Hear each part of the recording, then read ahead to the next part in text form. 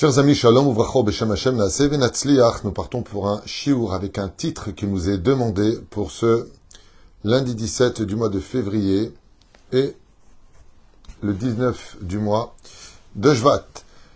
Ce shiur est offert par Eden Lelouch, Hashem evarechota bechol asher la lechaim tovim ul shalom, pour l'élévation de l'âme de sa maman, Semcha Denise Beya Bat Jora, Zichrona Livracha, de la part de ses trois filles.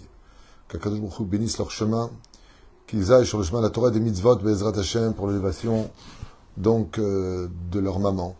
Et Shod Venechamot, Be'ezrat Hashem, surtout les filles d'Israël, le monde dépend de vous. C'est vous qui mettez au monde les enfants d'Israël, c'est vous qui éduquez les enfants sur le chemin de la Torah des mitzvot. C'est vous qui donnez tellement de mérite à notre peuple pour Be'ezrat Hashem avoir une tradition qui se perpétue de génération en génération. Que Dieu bénisse toutes les filles d'Israël, Kol Am Israël, Bechol Atar Ve'atar.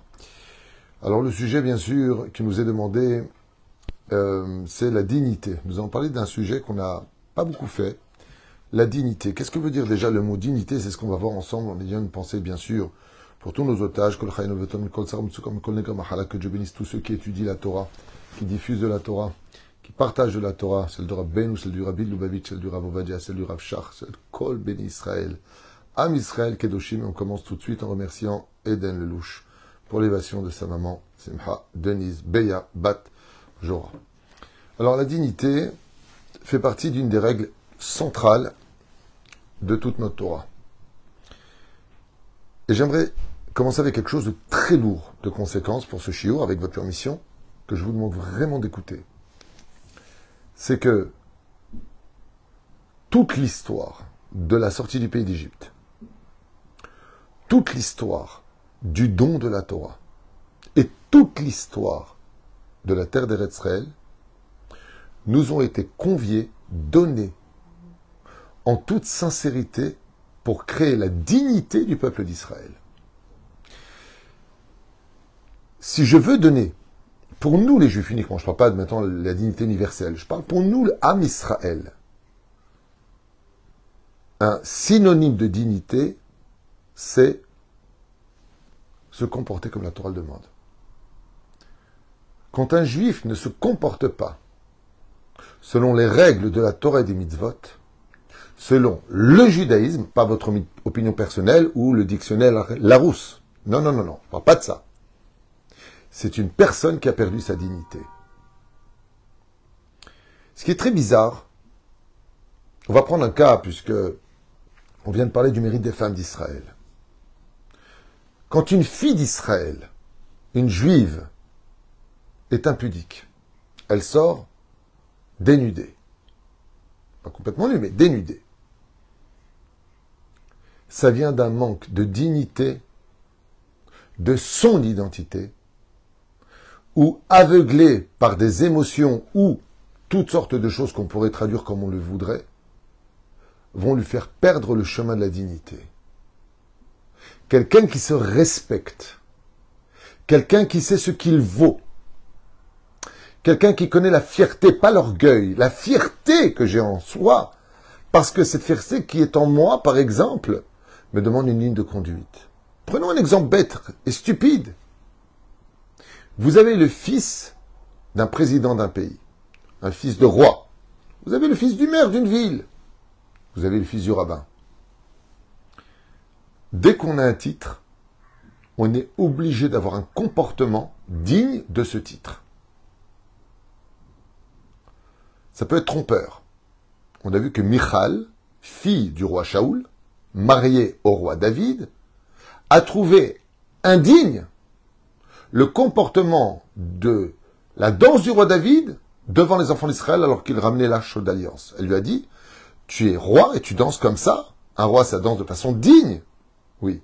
La dignité, elle s'est trompée dans son cas, elle, parce que devant Dieu, il n'y a plus de sechel, dit le roi David, il n'y a plus d'intellect devant Dieu. Je danse comme un fou d'amour pour Dieu. Et quand on perd la tête, tellement on aime Dieu et sa Torah, donc on ne peut pas tout le temps gagner ou garder une dignité qui nous permet d'exprimer la couronne qui est sur notre tête.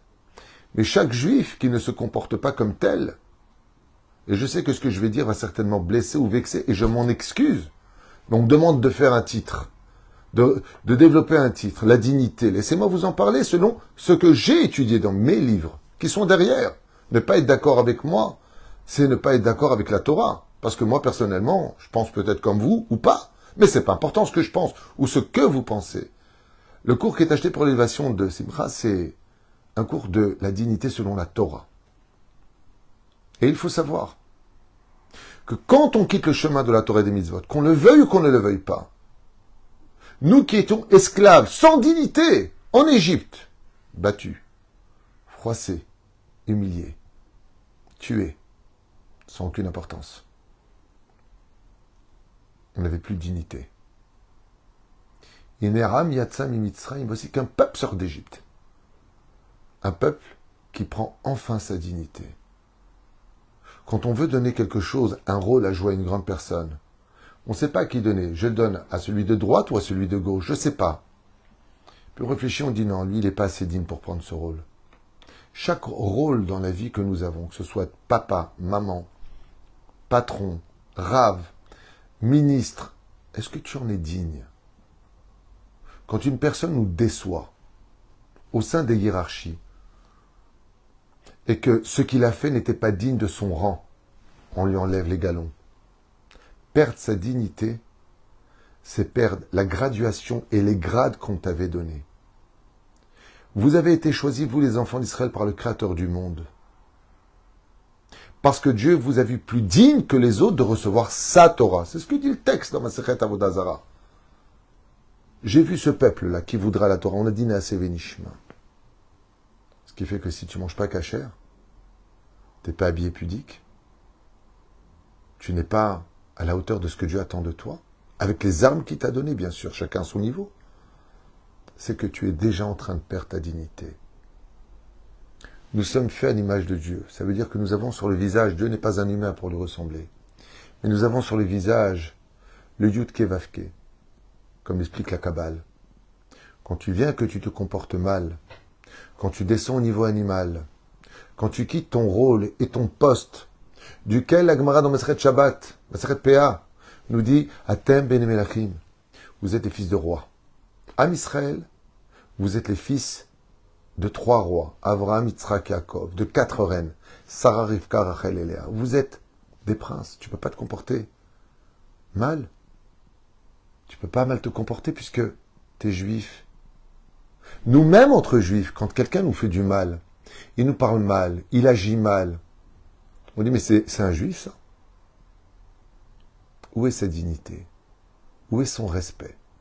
Pour cela, je vous invite à rentrer aussi bien dans le monde de la Torah que de la définition de la dignité.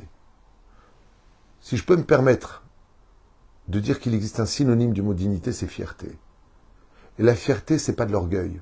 La fierté, c'est la maintenance de la connaissance de qui je suis et à quoi je corresponds. Si je sais qui je suis et à quoi je corresponds, ce n'est pas de l'orgueil de savoir qui on est et à quoi on correspond. Dans un bateau, une personne fait un malaise. On crie « Y a-t-il un médecin ?» Une personne lève la main. Est-ce un orgueilleux? Pour qui tu te prends? T'es médecin? Tu crois que tu peux guérir les autres? Je suis médecin et je pense que je suis plus habilité à soigner cette personne que vous qui ne l'êtes pas. Parce que j'ai étudié le sujet. Je comprends comment fonctionne le corps humain. Donc oui, je vais m'attarder sur lui et peut-être lui sauver la vie.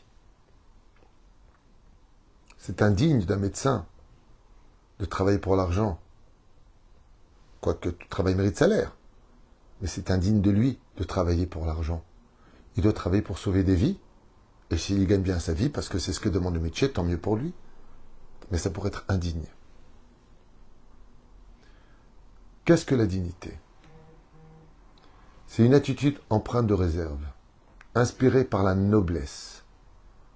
Quelque chose de royal. Toutes les personnes qui sont des personnes dignes, définies comme telles, sont des gens qui ont un lien avec une royauté, une noblesse, empreinte de sentiments, d'honneur, de valeur, essentiellement basée sur une estime de soi. Ce n'est pas digne de moi. Quelqu'un qui a de la dignité fera tout ce qui est en son pouvoir avant de demander de l'aide. Il est là pour aider, il n'est pas là pour recevoir. Les gens qui ont beaucoup de dignité ont une fierté. Je ne vais pas demander de m'aider à payer ceci ou cela. C'est dur pour moi. Je veux garder ma dignité. Ma dignité veut dire que si je n'ai pas en moi les ressources nécessaires pour m'en sortir, c'est que, au niveau spirituel, Dieu m'a donné une épreuve qui n'est pas faite pour moi, donc Dieu s'est trompé. Mais Rabbi Nachman, il dit des fois, l'épreuve qui s'adresse à toi est trop lourde pour toi, et Dieu le sait, mais il a mis la clé dans les mains d'une autre personne pour lui donner le mérite de t'en sortir. Donc demander de l'aide, ce n'est pas perdre sa dignité. Alors à partir de quand je la perds? Quand j'aurais pu tout faire pour m'en sortir et que j'ai perdu ma dignité.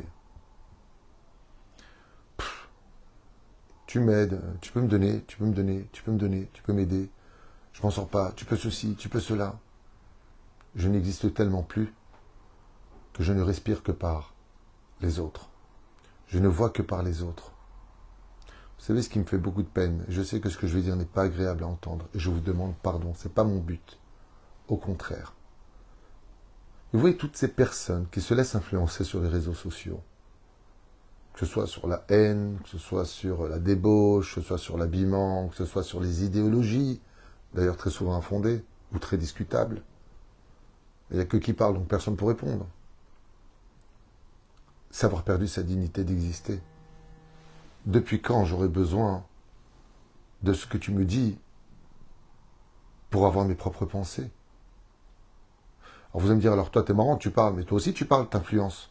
Non. Ici, ce n'est pas David Twitou qui vous parle. C'est des études, c'est les livres derrière.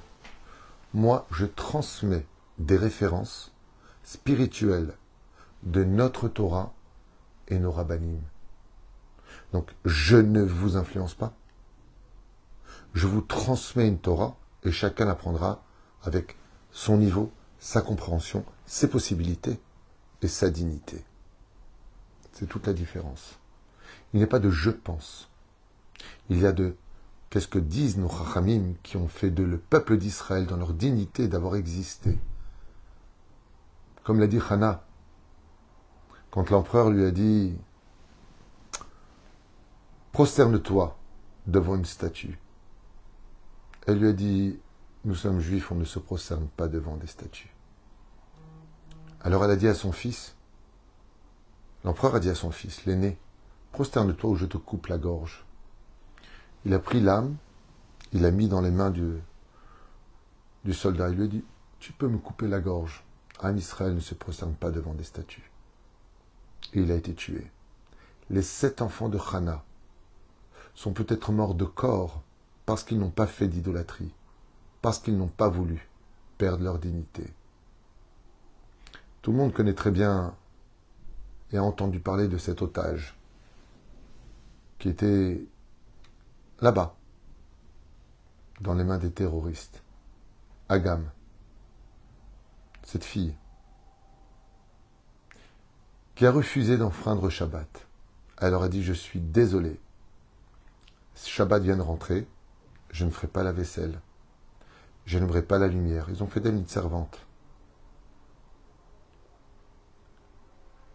Elle a gardé sa dignité de juive. Ils ont respecté. Mais il y a plus que ça encore. Elle n'avait pas de livre de prière, de sidour. Et elle s'est mise à prier Dieu pendant 3 jours à chaudes larmes. Hachem, j'ai peur d'oublier mes prières. Je voudrais un sidour. Où est-ce qu'on peut trouver un sidour là-bas? Quand elle a demandé à un des terroristes qui la gardait avec une arme bien chargée, elle lui a dit, est-ce que tu peux peut-être me trouver un sidour? Il lui a dit, mais tu sais où tu es ici? Il n'y a pas de sidour. Le soir vient et lui dit, écoute, apparemment ton Dieu t'aime beaucoup. Parce que j'étais à Khaliounès et j'ai trouvé sur un banc un sidour qu'apparemment un soldat israélien a dû oublier. Alors j'ai pensé à toi, je te l'ai amené. Alors il lui a dit, mais tu fais preuve de compassion? C'est ce qu'elle témoigne, ce qu'elle raconte. Il lui a dit, pas du tout, si je pouvais tuer du juif, je le ferais. C'est parce que tu as parlé à ton Dieu. Ta dignité demande du respect. C'est ce que lui a répondu ce terroriste. Il a dit à Agam, quand on se bat pour sa dignité, ça demande le respect des autres.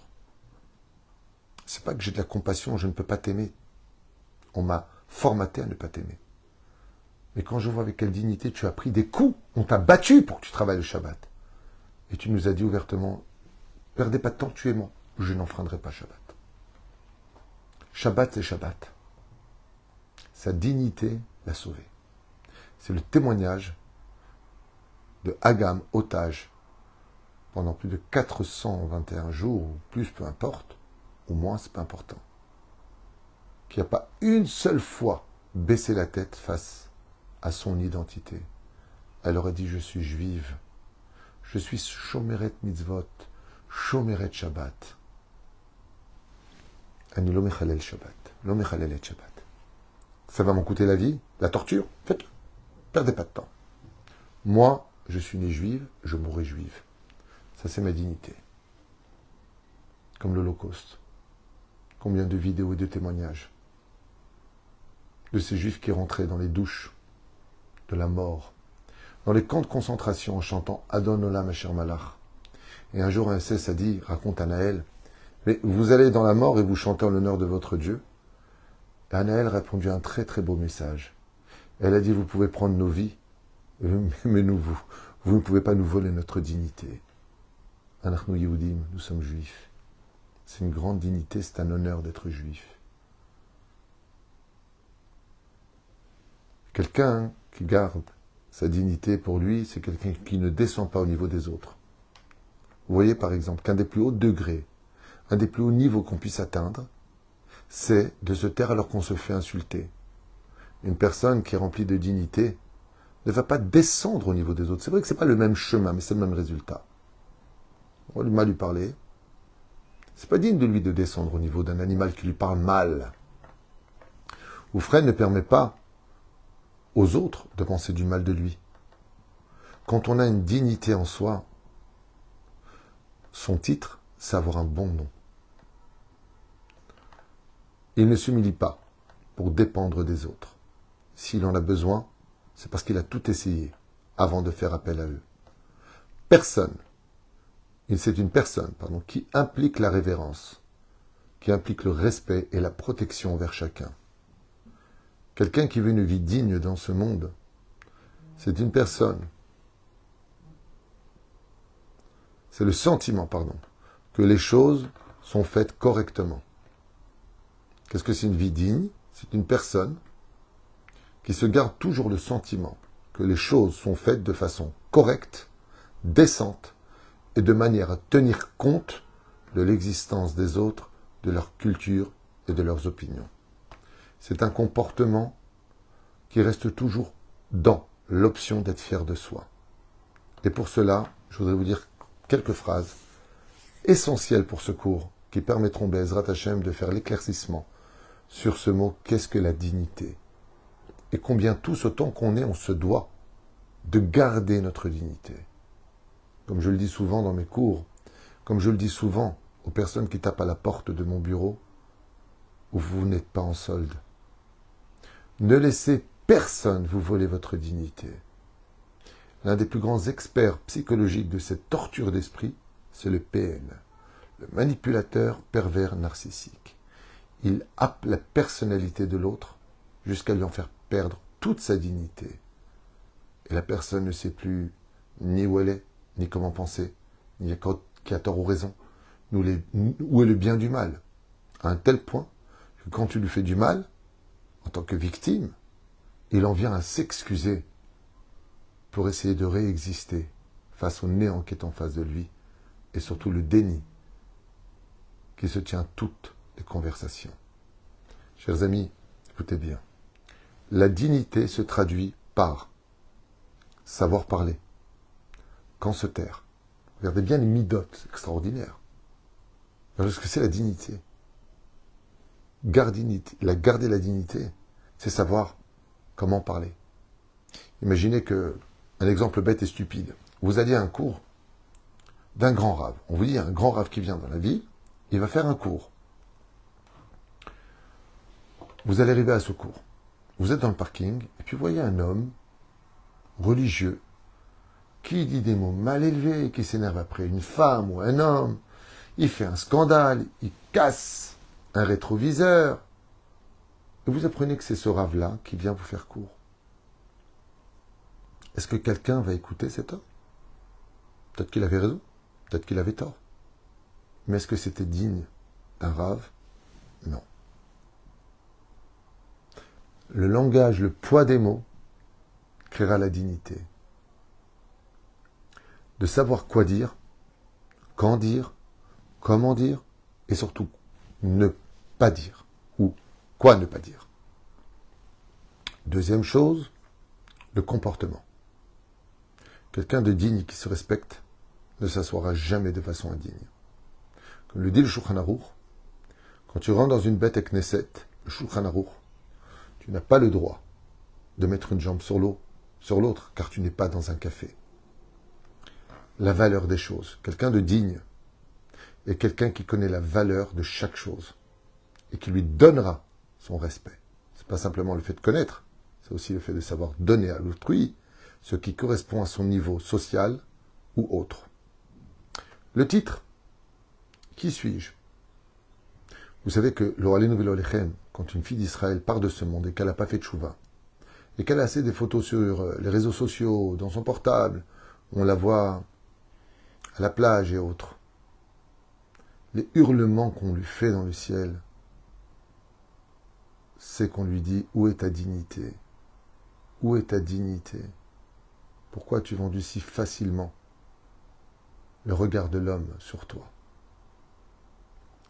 La dignité est empreinte de responsabilité pour ne pas qu'on dise du mal de toi. C'est une parole tenue. Quelqu'un de digne, c'est quelqu'un d'honorable. Et il y a un mot qui est clé, que j'ai souligné, qui m'a beaucoup plu, qui me parle plus que tous les autres. Quoique tout ce qu'on vient de dire définit réellement la dignité d'un homme. C'est la reconnaissance. Vous savez, je suis assez choqué. Je vous demanderai avec l'aide d'Hachem de partager beaucoup de secours, parce qu'il parle à chacun de nous, vous allez voir. Parce que vous allez entendre maintenant quelque chose qui nous touche tous. Avant, quand on était invité par exemple à un Shabbat, on a été reçus, ils ont préparé la chambre, à manger, ils ont reçu. Motzei Shabbat, ou le dimanche matin, on renvoyait un message. Une fois de plus, parce qu'on a déjà dit merci, on s'est dit au revoir, merci beaucoup, c'était super, Toda Rabba, très bien. On renvoyait un message. Merci encore une fois, c'était inoubliable. Vous avez été à la hauteur. En plus, c'était très bon. Merci pour votre accueil. Quand on allait au mariage ou une bar mitzvah, le lendemain, on appelait la personne. On lui disait merci, c'était une très belle fête. Merci d'avoir pensé à nous. Merci de nous avoir accueillis. Merci pour tout. C'est tellement devenu rare. Il y en a encore qui le font, à ce qui paraît. Et même moi, je suis un peu choqué de ce que je vis, je vous dis franchement. Quand les gens n'ont pas d'argent pour les choupotes, s'ils donnent, ils donnent pas, ils donnent pas. Moi, je demande rien. S'il y a, pour le déplacement, tu payes tout. Le plus important, c'est le rav et la choupa. Je ne vais pas parler de moi. Mais ce qui me choque un peu, c'est que quand je fais une choupa de tout mon cœur, et le déplacement, l'essence, le temps, c'est jamais à l'heure une choupa, vous le savez. Il manque toujours des invités. J'attends rien en retour. Et le pire, c'est que combien même tu rends un énorme service à une personne, et que tu lui dis, attends, j'ai quand même fait des choses pour toi, ne l'oublie pas si facilement, pour lui rappeler le devoir de la gratitude, qui se trouve justement dans la dignité de la personne. La gratitude. T'as le petit mariole qui te dit, oh ça va, hein, vous voulez tout le temps qu'on vous remercie. Mais t'es fou. On n'est pas en train de te demander de remercier. On est en train de te rappeler que la dignité d'une personne, c'est d'avoir de la reconnaissance. Tu fais une choupa, tu te déplaces, tu prends du temps que tu aurais pu passer avec ta propre famille, mais tu as le bonheur et l'honneur de venir bénir un couple qui n'ont pas les moyens. Pas de téléphone, Pas de merci beaucoup. Pas de c'était super. En plus, je fais des très belles roupotes. Alors, je me prends en exemple parce que je ne veux pas parler d'autres rabbins, mais d'autres m'ont dit la même chose. J'arrive plus à comprendre dans quel monde on vit. Tout est devenu tellement un dû. La vie est devenue tellement un dû. Un enfant digne de ce nom, quand sa mère lui fait à manger, qu'il n'oublie pas d'embrasser sa mère et de lui dire merci maman pour le repas que tu m'as fait. C'est pas un dû. C'est pas un dû al Torah. Peut-être que chez les nations du monde, c'est un dû, je sais pas. Dans la Torah, c'est pas un dû. À partir de 6 ans, tout ce que les parents font pour l'enfant, c'est indigne de tzedaka. On peut même prélever du maaser pour éduquer ses enfants à partir de 6 ans. C'est pas un dû. Quand tu rentres et que ton lit est fait, que la maison est propre, même si c'est pas ta mère, c'est un substitut de maman, mais elle t'a donné, elle t'a élevé, elle t'a choyé, elle t'a guéri, elle t'a donné ce que peut-être la maman biologique ne t'a jamais donné. C'est pas un ou deux merci que tu lui dois. C'est toute ta vie des remerciements. Mais on l'oublie. Et cet oubli, c'est comme si j'avais pris un dessin que j'avais dessiné au fusain. Vous savez, cette espèce de crayon comme ça en papier. Et puis d'un coup, ça commence à s'effacer. Le visage commence à s'effacer. Avec le temps. Perdre sa dignité, c'est perdre la face. C'est perdre son visage. Alors qu'on ne se trompe pas, chers amis. Qui dit dignité ne veut pas dire orgueil. On peut tout à fait être quelqu'un de digne et de très humble. L'un n'est pas l'opposé de l'autre. Au contraire, la vraie dignité ne peut exister que chez celui qui comprend qu'il n'est rien. Comme le disait ce matin Tzadika Aurélie, qui a enterré son père, que Dieu repose son âme, quand elle a vu son père entrer dans la tombe, qui est parti d'un infarctus de façon subite à 66 ans. Pac, parti.